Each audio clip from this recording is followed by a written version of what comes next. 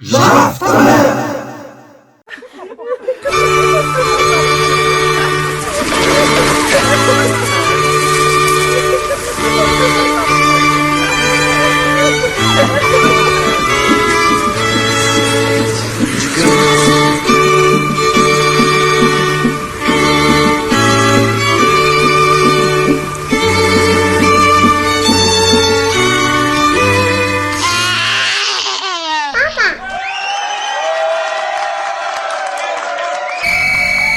Jaf ta mère!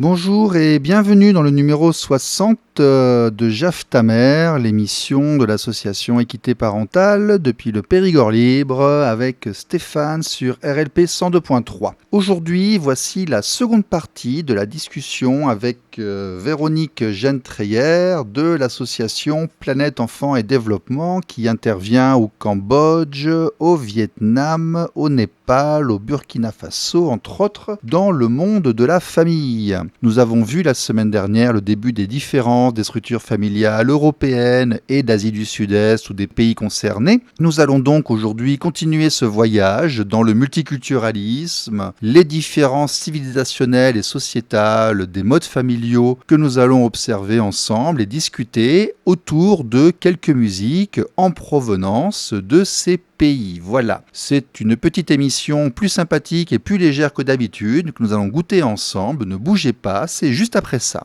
RLP. Radio libre en Périgord. Jaf ta mère! Alors je vais me faire un petit peu l'avocat du diable. Est-ce que ce modèle d'éducation qui est peut-être celui qu'on avait dans une société occidentale il y a 100-150 ans n'est pas une des sources d'explication du fait qu'il y ait un peu moins de délinquance, qu'il y ait plus de respect dans la famille? C'est horrible ce que je suis en train de dire, mais j'essaie de formuler une idée qui me vient, j'essaie de trouver la meilleure manière de la formuler. Chez nous, on a des comportements parfois d'enfants rois qui parlent mal à leurs parents, qui les saluent pas, qui ne les respectent pas, qui font n'importe quoi, et on se retrouve avec un taux de délinquance adolescente et préadolescente qui est extrêmement important, qu'on ne trouve pas dans ces pays-là. Quel serait le juste milieu? Est-ce que vraiment c'est au niveau éducatif, au niveau sociétal? Comment on pourrait... vous voyez où je veux en venir? Oui, je vois tout à fait où on va venir. En fait, ce que je voudrais dire, c'est que l'adolescence, la crise d'adolescence, et Françoise Dolto l'avait bien décrite, n'est pas en soi quelque chose de terrible dans la vie d'un enfant et même assez inévitable. Et c'est quelque chose de constructif. Donc en fait, qu'un enfant ne se révolte pas, nous, ce qu'on peut observer dans les pays où nous travaillons, c'est qu'effectivement, les enfants se révoltent pas, mais à la fin, c'est des adultes qui restent un peu soumis et qui n'ont pas forcément cette capacité de créativité, d'aller vers de l'avant, etc., et qui sont un peu en retrait et qui reproduisent un peu les mêmes schémas, etc. Là, Donc, vous avez dit un point extrêmement important. On ne leur apprend pas à créer, on leur apprend à répéter des schémas. Ça, c'est extrêmement important. Et pour moi, exactement. Et donc, la crise d'adolescence, c'est ça aussi, c'est l'enfant qui se révolte, dans nos sociétés. C'est très difficile à vivre pour les parents. Moi-même, j'ai des enfants, là, adolescents, post-adolescents. C'est jamais facile à vivre. Mais au fond, si on prend un peu de recul et si on les observe, ces enfants-là, quand ils ont 25 ans, la plupart, en général, ça y est, c'est derrière eux. On a tous un peu dégusté, mais maintenant, c'est des enfants qui sont accomplis, je dirais, et qui arrivent avec leur propre personnalité. Oui, mais même là-bas, moi j'ai vécu dans un milieu d'expatriés, parce qu'on était expatriés, et puis bon, on avait la chance d'être un milieu social qui était un peu avantagé, mais je regardais les expatriés, il y avait ils étaient hommes, femmes, parce qu'il y avait aussi des femmes qui se mariaient à des locaux, des locaux de tout niveau social, parce qu'on essayait d'avoir le moins de préjugés possible, et puis on suivait beaucoup nos sentiments plutôt que la raison, et on s'intéressait aux problématiques des multilingues, des enfants qui parlaient 2-3 langues, parce que toute école internationale là-bas va faire le thaï, l'anglais, plus la langue des parents, donc on a énormément d'enfants qui sont trilingues, ça fait rien, même là-bas, les enfants, on va dire, de couples européens, mais qui vivaient là-bas sur place, ne se révoltaient pas à 15 ans, ils cassaient pas les portes et puis ils hurlaient pas. Alors peut-être qu'ils avaient aussi une vie un peu plus facile. Enfin bon, moi aussi j'étais expatriée, j'avoue que quand on a du personnel à la maison, il y a forcément moins de sources de conflits, les enfants ont plus d'espace. Oui, c'est vrai. Ils vivent pas dans des appartements les uns sur les autres en région parisienne, dans des conditions qui sont pas simples et qui exacerbent aussi les tensions, les stress et du coup les débordements. Voilà, je pense qu'aussi faut voir un peu les types de conditions dans lesquelles les enfants grandissent. Et c'est vrai qu'aujourd'hui, on peut dire qu'en France, on est dans une société, enfin surtout ceux qui vivent en milieu vraiment urbain, avec une pression démographique, avec des habitats très petits, les uns sur les autres, etc. Ça exacerbe aussi forcément les tensions. Donc oui, il y a beaucoup plus. Je pense que quand dans un cadre plus épanouissant, enfin voilà, plus agréable, il y a moins de. C'est plus cool, on va dire. Du coup, c'est vrai qu'il y a moins de problèmes, forcément, d'accroche. On va pas forcément s'énerver contre les enfants parce qu'ils n'ont pas rangé leur chambre, parce qu'il y a la petite nounou qui va le faire à sa place, quoi. On a Oui, tous mais c'est connu pas ça chez tout quand le on est monde, ça. expatrié. Ce n'est pas chez Non, tout mais le quand vous monde. parlez de ces milieux-là, effectivement, qui eux sont plus ouverts, etc., vous dites qu'il n'y en a pas, mais il y a ce confort de vie qui fait, je pense, qui crée moins de tension. Nous Après, avons des nous, crises d'adolescence et nous avons des problèmes, nous, dans la bourgeoisie française aussi, même si les classes moyennes françaises sont moins présentes qu'il y a 30 ou 40 ans. Ce phénomène de révolte et de dire je ferai différemment de mes parents et je vais faire mon oui, truc oui, à moi, toujours, etc., toujours. et existe Ouais, oui. beaucoup en Occident. Et il m'a Ouais, vraiment ouais. semblé moins l'observer en Asie du Sud-Est, je Ouais, vous ouais, assure. ouais. Non, c'est vrai, mais par exemple, enfin, là, nous, on travaillait au Vietnam avec des jeunes. On travaillait avec des jeunes pour faire de la formation professionnelle. Et finalement, on observe aussi, on a aussi beaucoup de jeunes qui sont un peu perdus. Alors, ils sont pas révoltés, mais ils sont un peu perdus. Ils ont arrêté leurs études en troisième. Ils traînent dans le quartier. Et ils ont un mal fou à se remettre dans une. Donc, ils vont faire des petits boulots, mais ça va durer toute leur vie si jamais ils font pas de formation professionnelle pour avoir quelque chose d'un peu plus stable. Donc, en même temps, les problèmes des jeunes sont, voilà, de ces jeunes un peu perdus dans cette société et en mal-être, on le retrouve partout. Après, ça s'exprime peut-être différemment. C'est vrai que le mal-être passe par la révolte dans nos sociétés en France. Il va passer plutôt par une sorte de recroqueviller sur soi-même dans les pays, au Vietnam, par exemple, ou au Burkina. Mais au fond, ces difficultés, elles sont partout. C'est vrai que de toute manière, on sait que c'est un âge difficile. Et après, je pense que ça dépend effectivement de la possibilité d'expression qu'ils ont. Est-ce qu'ils peuvent se permettre Alors c'est vrai qu'en France, je suis tout à fait d'accord, ça peut aller très loin et du coup, l'enfant, il y a des débordements où le parent maintenant c'est dirigé par son enfant et ça c'est vraiment, je pense que c'est un peu dommage qu'on perde justement cette notion un peu de respect et d'apprentissage et d'éducation qui doit rester omniprésent chez les parents. Bon, voilà, je pense que la société aussi va très vite. On est dans des. Je pense que ça nous dépasse tous, avec des écrans qui sont aussi vecteurs de tout un tas d'informations auxquelles nous n'avons pas, nous, forcément, en tant que parents, accès, et qui forgent, en fait, aussi maintenant nos adolescents. Donc, et ça va peut-être arriver aussi, parce que maintenant, les écrans sont omniprésents, notamment en Asie. Donc, probablement que dans la génération des petits, là, qui sont déjà sur leurs écrans dès l'âge de 3 ans, on va voir quel type d'adolescent ça va être dans quelques années. Oui, ça c'est évident. Mais de toute façon, en Asie, on rentre dans un gros shopping center et puis il y a des instructions, des spots, les vendeurs n'aiment pas vendre des tablettes aux enfants avant un certain âge. Et ça, j'ai noté ça beaucoup plus que chez nous en Europe où la vente est quasiment libre. Il va être assez courant de voir un vendeur dans un magasin dire « Oui, mais attendez, elle a 5 ou 6 ans, elle n'a pas 12 ou 13 et le gouvernement a dit que c'est mauvais pour le cerveau. » Et ça, c'est pas forcément des discours qu'on va beaucoup entendre en Europe. Oui, alors nous les petits, là on a fait toujours, Oui. je reprends ce groupe de parole avec les parents, là, l'atelier de parents qu'on a au Vietnam. On leur a demandé donc au terme de cette première session quelle problématique ils voulaient aborder. Et ce qui est ressorti en premier, c'est les écrans. En disant, Ah mais oui. on ne sait plus quoi faire sans les écrans avec nos petits. On Ah parlait bah oui, de petits, moins de oui, 6 ans. tout à Moins fait, de parce 6 ans. que eux, en plus, ils les Il avaient ne pas. mange plus s'il n'a pas d'écran, Mais c'est il ça. ne fait plus rien s'il n'a pas d'écran. Et Ah donc, oui, oui. comment faire? Ah bah, ils sont très Comment sensibles au phénomène d'addiction. Ça, c'est tout à Ouais. fait, parce que comme ils se débrouillent un peu par eux-mêmes, et puis comme, encore une fois, il n'y a pas d'intervention externe, et ben les stimuli un peu forts vont être, ils vont très très réceptionnés. Tout à fait.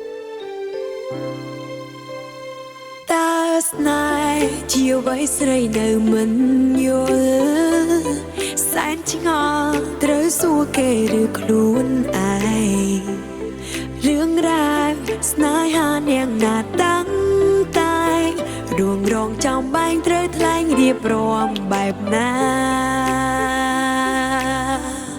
ខ្ញុំលងស្រឡាញ់ស្រឡាញ់ស្រឡាញ់គេមែនហើយអោស្នេហ៍អើយស្នេហ៍អើយស្នេហ៍អើយស្នេហ៍អើយស្នេហាអូយសែនអៀនសែនអៀនសែនអៀនរំជួលអរ៉ាដូចមានស្លាប់ហងថាលើវេហាខ្ពស់ហួងឆ្ងាយក្រៃ Alors je vous propose d'enchaîner sur quelques statistiques. En France, par exemple, je regarde là, on a 14,2 millions d'enfants en France, on a 4 millions d'enfants mineurs qui ont leurs parents séparés.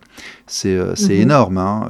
On a un enfant sur 4 qui n'a plus de relation avec son père. On a 85% des détenus qui ont été élevés sans père. On a 63% des jeunes suicidaires qui ont des enfants qui ont été élevés sans père. On a 90% des sans-abri qui ont été élevés sans père. Et on a énormément d'échecs scolaires dans les familles monoparentales. Moi, ce qui m'avait marqué, c'est que j'avais vu dans ces sociétés beaucoup moins de familles monoparentales, beaucoup moins d'enfants qui étaient séparés de leurs parents, qui perdaient le contact avec leurs parents. Moi, j'ai des gens autour de moi qui n'ont pas vu leurs enfants depuis 15 ans, 16 ans, 20 ans, parce que ça s'est passé ainsi et les liens ont été interrompus. Bon, c'est extrêmement différent dans ces pays-là, mais est-ce que vous avez constaté aussi que vos interventions, la modernisation, les poussent dans cette direction ? Alors nous, dans les quartiers où nous travaillons, donc qui sont des quartiers extrêmement démunis, on a quand même beaucoup de cas d'abandon de foyer des pères. D'accord. Des pères qui partent, Ouais. qui laissent leurs femmes Ils n'assument pas, ils s'en vont. Exactement. Alors parce Ouais. qu'évidemment, il n'y a aucune pension, pas de pension, il n'y a rien de juridique, etc. Donc Ah en oui. fait, on a quand même des familles monoparentales. Alors parfois, Ouais. la femme arrive à retrouver un compagnon, mais Et là, les pour abandons eux, de c'est foyer, dur. il y en Ouais. a. Et là, pour eux, ça La doit cause, être très dur. bah, Ouais. Alors voilà, c'est ça. Donc après, bon, le type il part, il va trouver peut-être quelqu'un d'autre ou il en a marre ou je sais pas quoi. Donc ça, c'est quand même assez fréquent. C'est pas. Après, c'est vrai que j'ai aucune statistique sur. Je pourrais pas vous dire combien de familles monoparentales, l'impact, etc. Mais Oui, enfin, chez nous, c'est mais c'est quand devenu même assez quasiment important. civilisationnel, vous voyez, tandis que là-bas, ça Tout à reste. fait, oui. Ouais. Ça reste, non, c'est moins, peut-être plus dans des familles justement très pauvres où là, justement, les gens sont dans la survie et donc ça s'éclate plus facilement que dans des familles, classe moyenne. Mais donc oui, on n'en est pas encore là et probablement, je le souhaite en tout cas, ça permet de structurer davantage les enfants et ça leur apporte quand même un mieux-être, je l'espère. Parce que c'est vrai que ça fait un peu froid dans le dos ce que vous dites. Oui, Ouais. c'est en fait, on est confronté entre deux regards. Un certain arriérisme parfois, je m'excuse, je parle au niveau, enfin, quand mes pensées m'arrivent, je n'ai pas forcément le même mot, mais certaines choses qui sont un peu désuètes dans cette culture, et en même temps certains avantages, parce que quand on vit là-bas, qu'on revient chez nous, on est stupéfait en fait du modèle familial français, européen, italien, espagnol, où parfois les liens sont rompus, les gens sont isolés. Alors quand on a connu des familles avec 5 ou 6 frères et sœurs qui font des conseils de famille et puis qui disent que l'un d'entre eux va s'arrêter de travailler pour accompagner un de leurs parents qui est très malade, et puis ils vont se cotiser pour financer tout ça, ils vont faire tout ça ensemble. C'est clair. Alors que nous, on met nos vieux dans des hôpitaux, vous voyez ce que je veux dire. On se demande vraiment où est la bonne manière de faire, parce que... Bon. Tout à fait. C'est vrai qu'on a complètement reporté les services sociaux, on va dire, en tout cas les besoins sur l'État. Ben nous, on s'est complètement défaussé sur l'État. Voilà, on attend des autres, on va dire les autres de manière générale, absolument tout. Et il y a des effets de bord qui sont assez déplorables pour l'individu. Et puis là-bas, on va dire que la pression sociale les font rester ensemble et que visiblement, c'est pas pour autant que, d'après ce que vous me dites, l'intérieur des familles se porte mieux. Bon. C'est ça, que les scolarités sont pas forcément meilleures. Il y a beaucoup d'échecs scolaires, les enfants. Mais les bons élèves réussissent mieux que nos bons élèves à nous. Hein. Mais là, il y a les deux qui vont ensemble. Hein. Mais ils sont très rares. Il y en a pas beaucoup. À la fin, au final, j'ai pas de statistiques, mais le nombre d'enfants qui va jusqu'au lycée est quand même, je veux dire n'importe quoi, peut-être la moitié. Ah oui, Cambodge. Je suis allé au Cambodge. Je vois ce que vous voulez dire. Pardon, je pensais plus à Singapour, à Hong Kong, où effectivement là, c'est alors des très grandes différences. Rien à voir. Mais bon, moi c'est vrai que je reste fixée sur les pays que je connais, qui sont le Népal, etc. Et dans ces pays-là, alors peut-être le Vietnam a un niveau d'éducation qui les pousse un peu plus loin.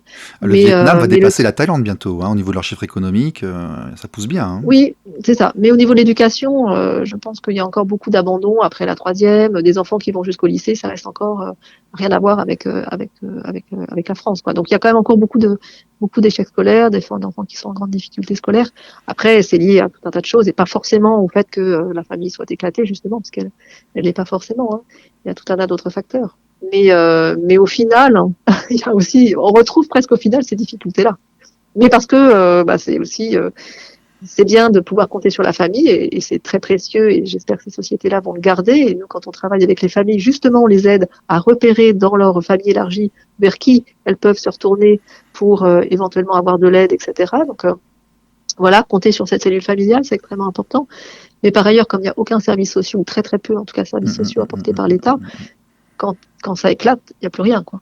Ouais. Il n'y a plus rien. Et donc, on a dit que, vous avez l'impression quand vous intervenez que les violences sur les enfants, par exemple, les problèmes d'abus, d'inceste et autres, sont en fait aussi violents que chez nous. C'est pas plus atténué, c'est pas plus rare. C'est juste qu'ils sont plus cachés, mais c'est aussi présent que chez nous. Oui.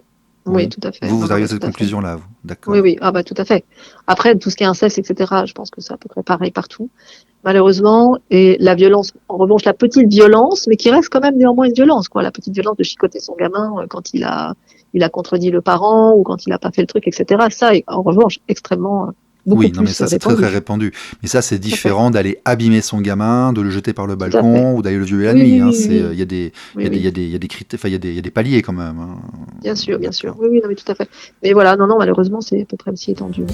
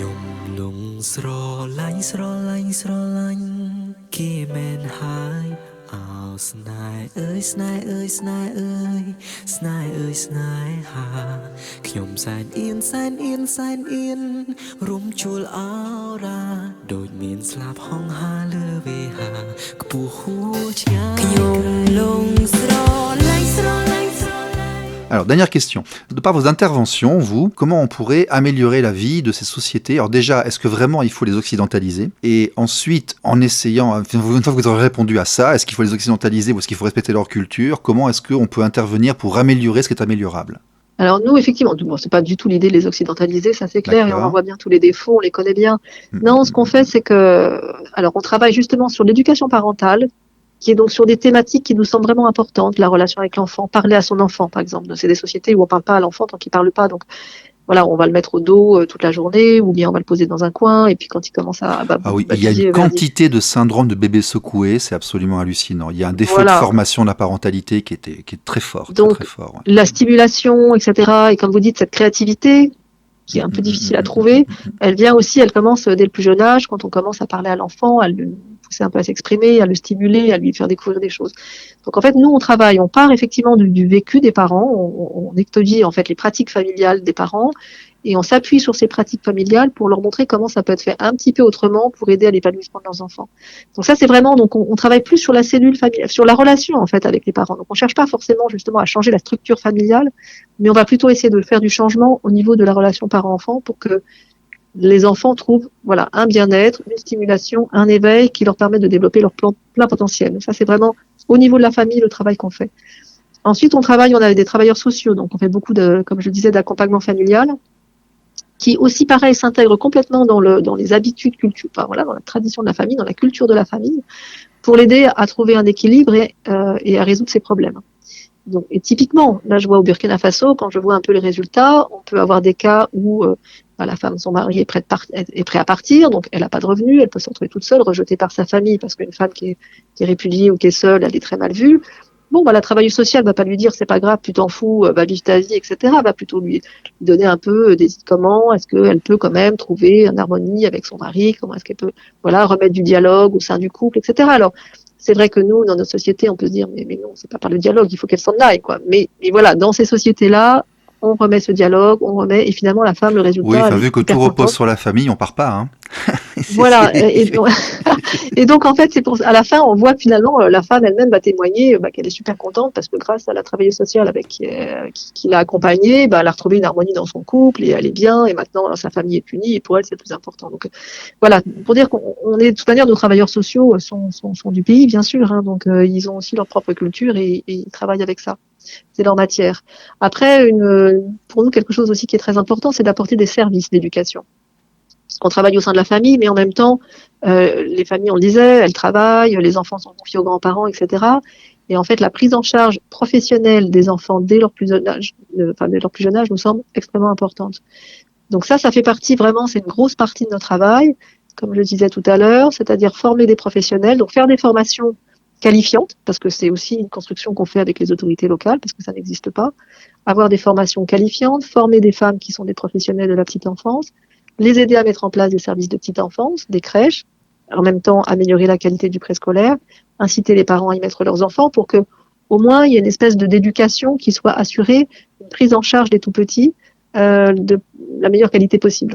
Voilà, donc on joue à la fois sur le modèle familial, enfin sur la relation dans la famille, mais en même temps sur des services d'éducation en dehors de la famille pour accompagner au mieux les enfants. Et quand les enfants sont bien accompagnés, ils sont aussi plus heureux. Et quand ils sont bien pris en charge, on sait que les familles aussi, les mamans en particulier, sont plus sereines.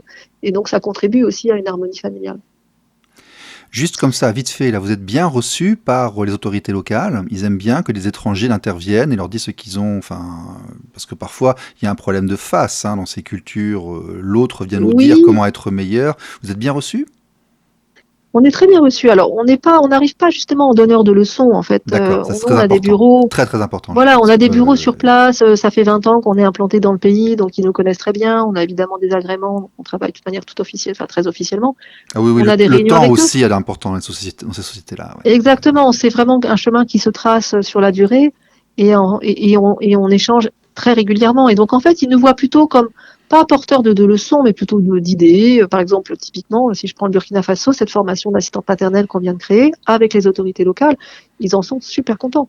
Et maintenant, ils nous disent, mais grâce à vous, on a cette première formation d'assistante maternelle, on a fait une formation niveau 1, maintenant, on va mettre en place la formation niveau 2 pour avoir un peu le niveau au-dessus, quoi.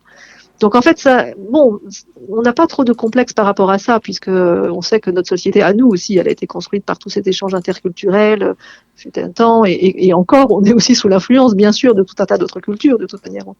Donc on joue sur on a des choses à apporter, ils nous en apportent aussi, et on essaie de trouver le meilleur de ce que chacun peut apporter. Et par rapport au développement de l'enfant, là, on s'appuie sur des connaissances qui sont maintenant universelles et qui ne sont pas culturelles. Quand on dit que l'enfant doit être stimulé, qu'on doit lui parler quand il est tout petit, qu'il a besoin d'affection, qu'il a besoin de protection, ça, c'est pas donner des leçons, c'est juste passer des messages qui sont pas forcément encore connus, en fait. Nous, on travaille avec des familles qui sont dans leur village, qui n'ont accès à aucune information et qui vont simplement répéter, comme on disait, les schémas traditionnels. Et donc, si la formation ne vient pas, elle va pas l'inventer. Donc on est là aussi pour faire venir ces informations-là par la radio, par ces groupes de parents, etc. Juste pour savoir, là, en 10 secondes, le Burkina Faso, le Cambodge, le Vietnam, la Birmanie, est-ce qu'ils ont signé la CIDE, la Convention internationale des droits de l'enfant ? Ils l'ont signé, oui, c'est signé. D'accord. Maintenant, il y a une bonne intention initiale, on va dire. Il y a toujours le monde est peuplé de bonnes intentions. N'est-ce pas, Bon, d'accord. Okay. Tout à fait. Bon, mais c'était Véronique Gentreyer, directrice de Palette Enfants et Développement. Il est possible de vous trouver comment ? On peut faire un don ? Comment on peut vous aider ? Dites-nous. Alors, mais bien sûr, on a des projets et c'est vrai qu'ils sont aussi beaucoup soutenus par la générosité du public. On a un site internet, donc planète-eed.org, sur lequel vous trouvez toutes les informations nous concernant, et puis un petit bouton de don. Voilà, donc n'hésitez pas à cliquer dessus. Et sinon, nous sommes sur les réseaux sociaux, donc si vous tapez de toute manière Planète Enfants et Développement, le nom est un peu long, mais pas trop quand même compliqué à écrire sur le moteur de recherche. Vous allez avoir accès à notre page Facebook, Instagram. On est sur tous les réseaux sociaux. Donc, on vous donne justement par ces réseaux sociaux aussi des nouvelles de ce qu'on fait, des histoires de vie. On vous fait partager aussi notre vécu, rencontrer nos équipes sur le terrain. Donc, n'hésitez pas. Et nous, on est toujours très intéressés d'avoir des gens qui rentrent en contact avec nous et qui partagent aussi leurs propres expériences. Donc, voilà. En tout cas, bienvenue chez Planète Enfants et Développement, quelle que soit la manière. Très bien. Eh bien, écoutez, merci beaucoup pour cette discussion très enrichissante et puis à bientôt. Au revoir. Merci beaucoup à vous. Merci, Au au revoir, revoir. bonne soirée.